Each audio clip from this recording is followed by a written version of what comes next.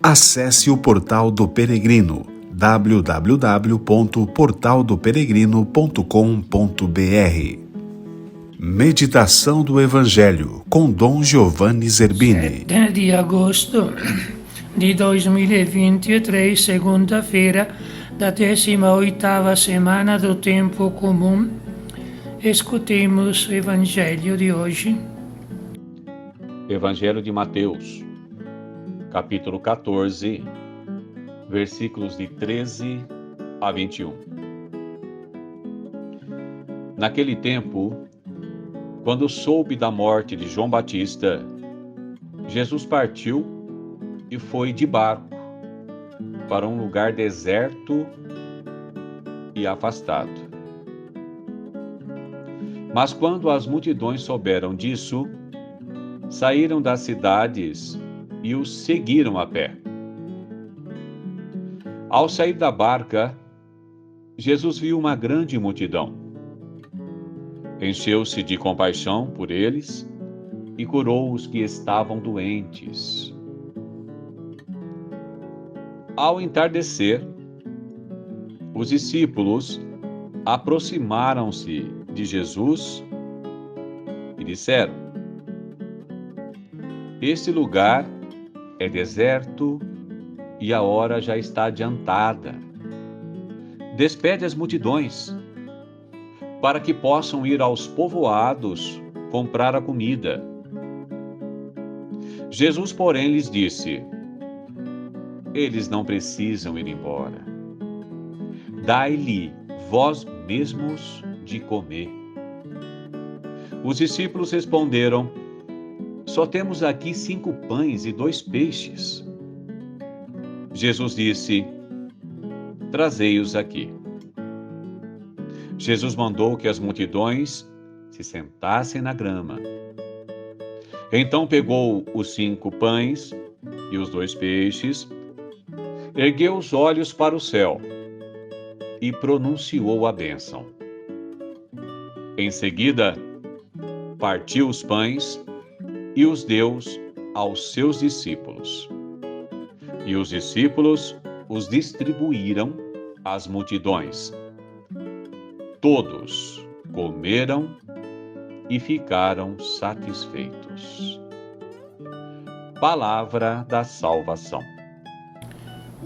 Eis, o evangelista Mateus narra como Jesus, ao saber que João Batista tinha sido executado lá na prisão por ordem do rei Herodes, ficou muito sentido, porque também humanamente ele era parente de João Batista. Lembremos, como sua mãe estava grávida e foi visitar exatamente Isabel, que estava para dar à luz o João Batista, precursor do próprio Jesus.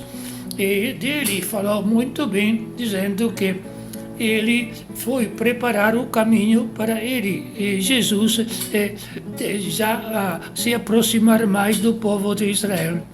Bem, Jesus ficou sentido e quis então tomar um tempo de meditação e de oração direta com o Pai. Lembremos que Jesus, como pessoa humana, dependia do Pai, seu Pai, mas também que ele percebia todos os sofrimentos da humanidade. Mas notamos como, chegando lá do outro lado do lago, e já estava a turma toda que tinha corrido a pé para estar lá com ele e escutá-lo.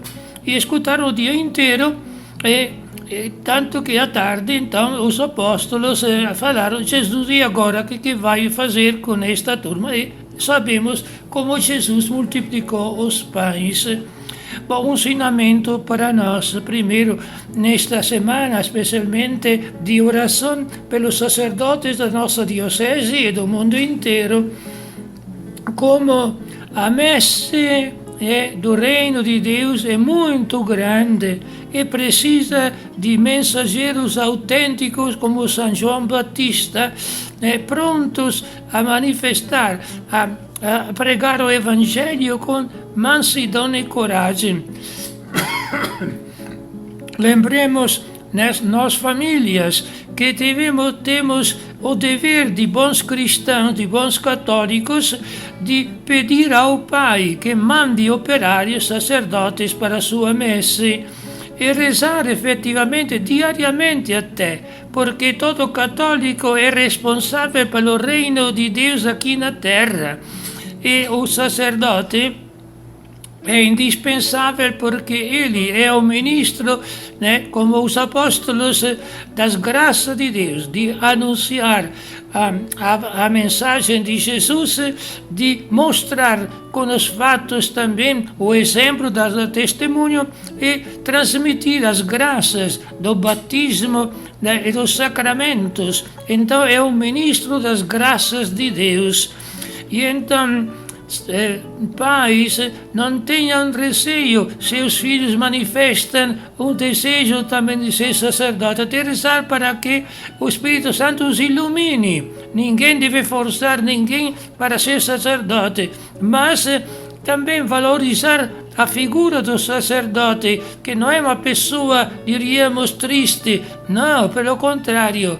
O sacerdote que vive bem a sua chamada ao ministério ordenado, ele sempre percebe tanta gratidão por parte de Deus, antes de tudo, né? Mas também do povo, que estima e pede a Deus por ele. A oração das famílias faz muito bem para o reino de Deus e para que o sacerdote perceba que está unido à comunidade. E então, quando nós temos bons sacerdotes, né, e não vai faltar nada, porque antes procurar o reino de Deus e verá depois o resto em abundância, como no caso da multiplicação dos pães. Que Nossa Senhora, Mãe de Jesus, sumo sacerdote, ela nos protege e faça com que as famílias percebam, através da sua intercessão, que é maravilhoso que um filho escolha de ser sacerdote. Amém.